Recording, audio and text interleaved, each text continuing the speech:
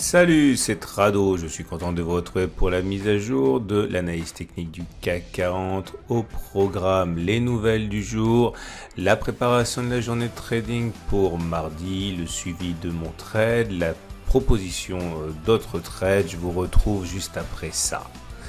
Et oui, 2,11% accumulé aujourd'hui, 2,11%, c'est très bien et c'est surtout très ambitieux compte tenu du fait que nous avons maintenant dans quelques heures eh bien l'ouverture des j'allais dire des bureaux de vote, c'est pas vrai parce que les bureaux de vote ont déjà été ouverts préalablement, mais on s'approche du résultat de l'élection américaine. On ne sait pas ce que veulent les investisseurs entre des demandes de relance forte dont on sait qu'elles seront mieux entendues par les démocrates et de l'autre la peur de ne pas voir Trump gagner parce que Trump, on sans doute, va déjà contester les élections, ça se joue à rien et une contestation des élections en cas de défaite de Trump ouvrirait une incertitude majeure. Les marchés détestent l'incertitude, on ne sait même pas ce que les investisseurs veulent, ils veulent juste que ce soit terminé. Donc 2,11% alors que nous sommes à quelques encablures de quelque chose de très important, c'est très ambitieux, mais les traders ont décidé de regarder du côté des statistiques qui se sont avérées très très bonnes, puisque finalement que ce soit aux États-Unis, que ce soit en Europe, en France, en Allemagne en particulier, les chiffres d'activité montrent que ça redémarre pas trop mal et donc on a décidé de regarder le verre à moitié plein et donc à partir de là on a connu une progression, on l'a dit, quand même très intéressante. Ce qui est intéressant également, c'est qu'on est passé dans le rouge à un moment, puisqu'on a ouvert plutôt très fort avec une progression de 0,5%, on a baissé jusqu'à perdre 0,3% avant de s'envoler. Alors graphiquement c'est très important ce qui se passe, puisque d'une part vous voyez que le support mineur ici des 4562, 4570 a bien tenu, c'était une résistance, elle a cassé, elle est devenue support, c'est ce qui se passe actuellement. Alors support mou, parce que par 3 fois ce support a été enfoncé en séance avant de finalement jouer son rôle. Je considère que pour l'instant il n'y a pas lieu de l'enlever, il est toujours valable puisqu'on a toujours clôturé au-dessus, mais il était secondé, il est vrai, par ce canal rouge ici qui également a supporté les cours. Vous remarquez que le gap 4640-4724 a été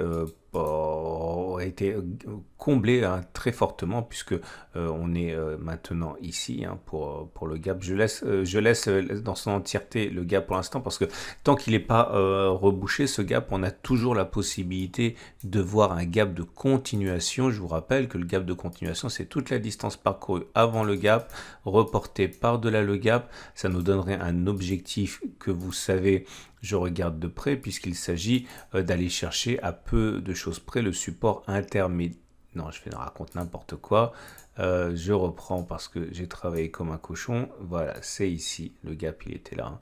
Donc, ça allait chercher le support intermédiaire des 4368, 4380. Et si on y va, je doute que l'on n'avait pas comblé le gap des 4336, 4356, tant son pouvoir d'attraction est fort. Mais pour l'instant, il était comblé partiellement. Alors, ça ne change rien à l'objectif. Par contre, le gap résiduel, il est maintenant là, comme ça. Et ça épouse la résistance mineure dont on a parlé déjà plusieurs reprises à 4693, 4716, qu'on est venu tester, mais que l'on n'a pas réussi à enfoncer. Vous regardez, on est venu, on l'a touché, on a remonté un peu dedans et on s'est fait éjecter par les baissiers. Ça aura son intérêt dans la section trade par ailleurs. Attention, c'est pas 4640, 4724 puisqu'il a été modifié, ce gap. Alors, si on continue avec les éléments purement chartistes, je vous rappelle qu'il faut utiliser les Fibonacci pour avoir une idée de l'endroit où les traders baissiers vont donner de la voix. J'avais déjà expliqué que les traders aiment bien intervenir sur les 23,6, sur les 38,2, les 50%, etc. Là, vous voyez, le barrage des 23,6 n'a pas fonctionné, mais il semble bien que les 38,2% aient, eux, fonctionné. Donc finalement, si on fait le tour de la question, on a un gap qui bloque, on a une résistance qui bloque, on a un niveau de Fibonacci qui bloque. Bon, les baissiers risquent encore une fois de se réveiller le jour des élections américaines, en particulier si ça ne va pas dans le sens où ils voudraient. Est-ce qu'on va aller en haut du canal rouge? Je n'en sais absolument rien, mais je sais qu'en haut du canal rouge, il y aura un tir de barrage à mon avis. On passe maintenant aux éléments purement techniques. Ah non, le chandelier japonais. J'avais expliqué qu'on avait un beau chandelier ici, puisque c'est ce qu'on appelle un chandelier en passant de ceinture. Hein. Regardez la vidéo de vendredi. Bon, en ce sens, la hausse du jour n'est donc pas surprenante. Et la bougie du jour est également belle, hein, puisqu'on termine sur le tiers haussier, une bougie verte. Bougie verte, ça veut dire pression en intraday qui est haussière. On a ouvert ici, on a terminé là. Et on termine dans le tiers haussier, ce qui est également un signe de force. Maintenant, toujours relativiser les chandeliers. Et en l'occurrence, ce chandelier aussi apparaît à un moment où on est sur une résistance. C'est toujours un petit peu plus difficile que quand ça apparaît au milieu de nulle part sans obstacle. On passe aux éléments purement techniques, à commencer la moyenne mobile à 20 jours. Ça veut dire, enfin non, je vais toutes les mettre, comme ça sera fait, la moyenne mobile à 200, la moyenne mobile à 50, la moyenne mobile à 7, les bandes de Bollinger. Je vous rappelle que tout ça c'est expliqué dans mon pack, tout Trado. Merci d'ailleurs d'être aussi nombreux à me faire confiance. Et voilà où on en est. La tendance de fond est baissière car on est en dessous de la moyenne mobile à 200 jours qui descend. Enfin, la tendance de long terme est baissière. La tendance de fond est baissière aussi parce qu'on est en dessous de la M50 qui descend. La tendance générale est baissière parce qu'on est en dessous de la M20 qui descend. Et la tendance de court terme est baissière puisqu'on est en dessous de la M7 qui descend. Vous voyez les effets dévastateurs du croisement baissier fort M7-M20. C'est le fameux balai M7-M20 que je surveille de près. Et regardez également que suite au T1, T2, T3, T4, les cours ont finalement réintégré les bandes de Bollinger et ils sont allés chercher la M7.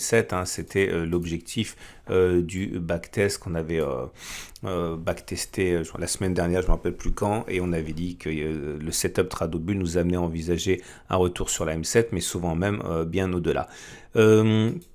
Ce qui maintenant nous amène aux autres indicateurs techniques. Ah oui, si on arrive à passer la M7, les probabilités sont fortes qu'on aille chercher la M20, mais pour l'instant on n'a pas passé la M7. Hein. Alors regardez les autres éléments techniques. Moi ce qui m'intéresse, bon je vais tous les mettre puis je vais les enlever progressivement pour comme ça on n'oubliera rien. Première des choses à noter, c'est que... attendez, ça par contre je peux l'enlever. On a toujours un momentum qui est en dessous de 0, donc c'est pas bon.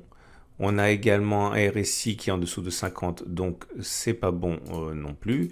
Le MACD est sous son signal, c'est pas bon. Le MACD 0 est sous son signal, c'est pas bon. Le CCI est toujours en survente, c'est pas bon. Par contre, le stochastique vient de croiser son signal. Alors, à la hausse. C'est ça qu'on va backtester aujourd'hui parce que vous savez, parfois, il ne faut pas se prendre la tête.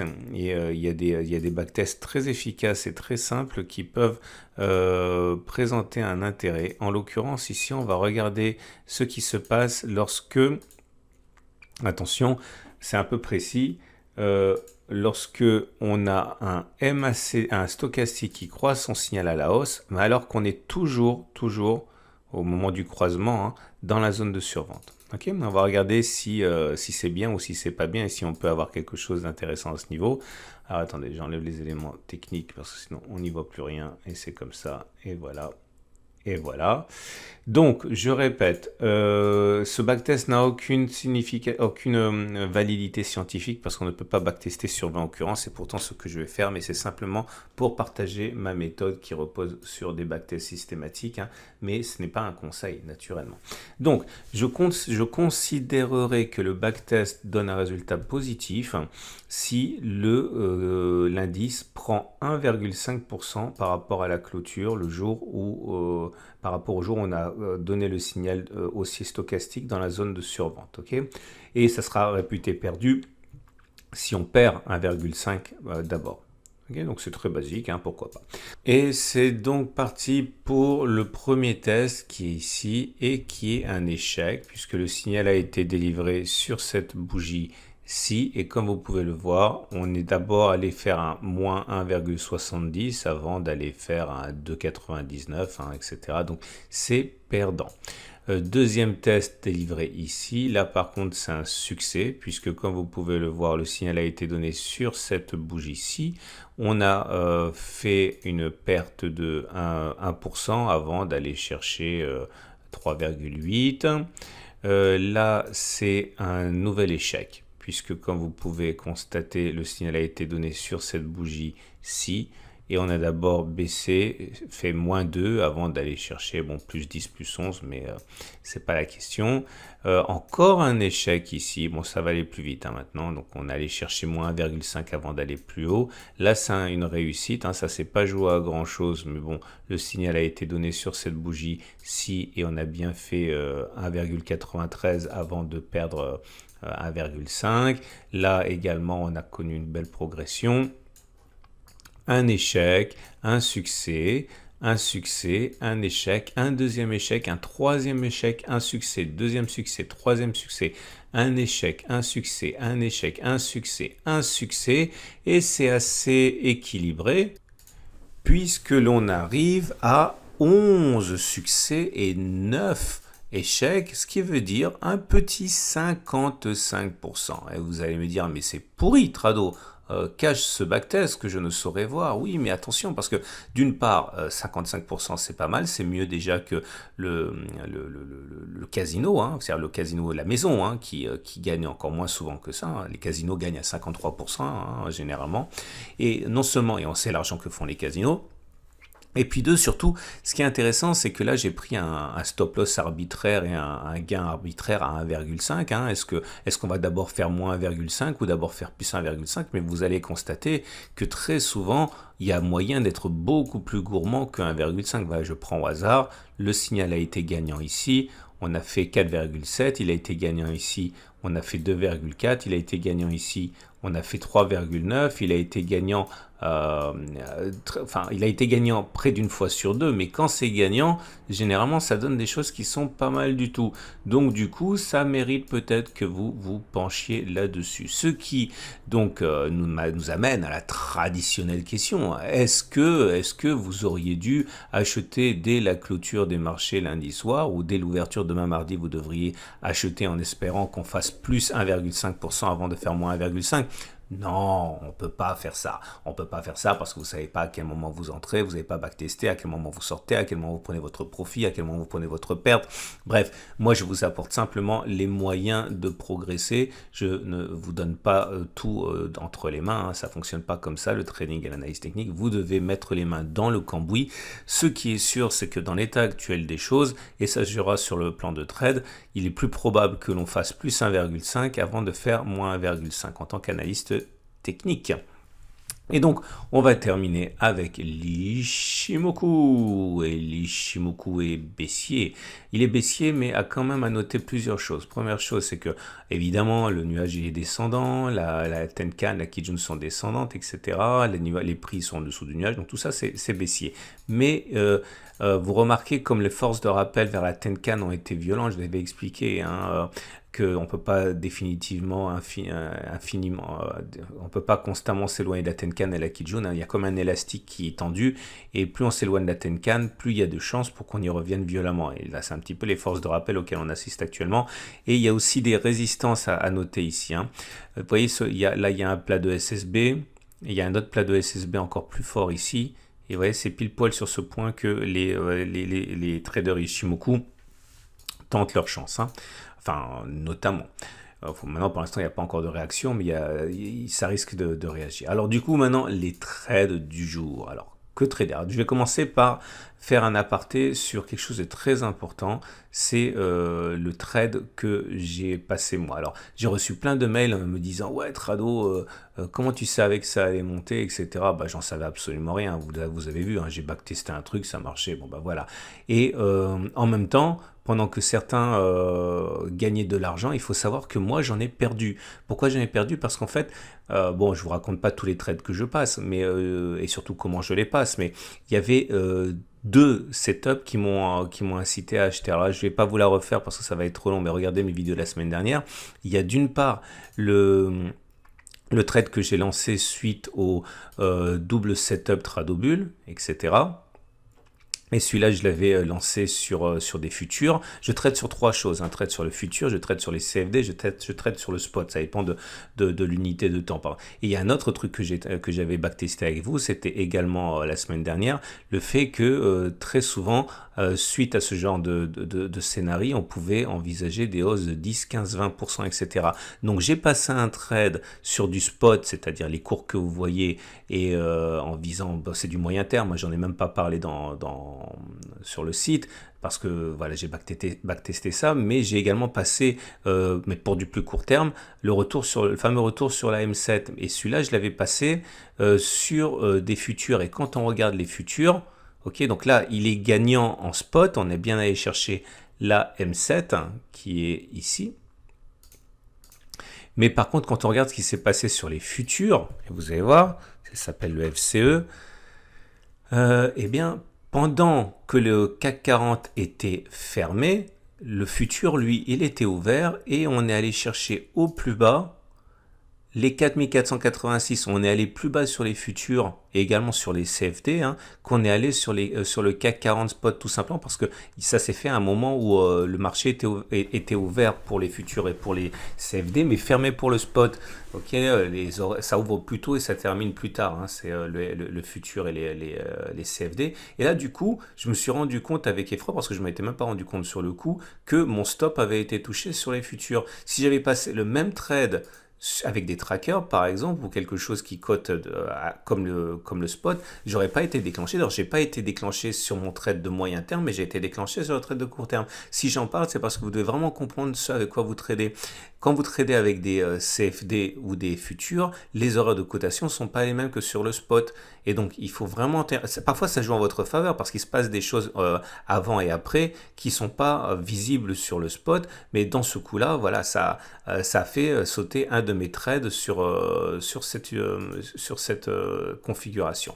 Voilà, je pensais que c'était important de vous montrer les aléas aussi, hein, de ce genre de choses. Donc maintenant, si vous voulez trader à la hausse, eh bien vous pouvez par exemple faire ce qu'on a backtesté aujourd'hui. Voilà, vous mettez un stop à 1,5%. Voilà, c'est ce qu'on a backtesté.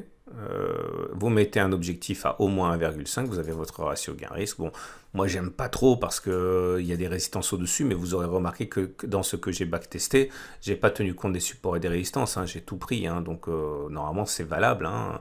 Et si vous voulez spéculer à la baisse, eh bien en fait, j'en avais déjà parlé dans ma vidéo de vendredi que j'allais rentrer à la hausse et à la baisse. Donc moi je suis rentré à la baisse déjà là, hein. Alors voilà ce que je vais faire. Donc si vous voulez faire la même chose, vous pouvez le faire.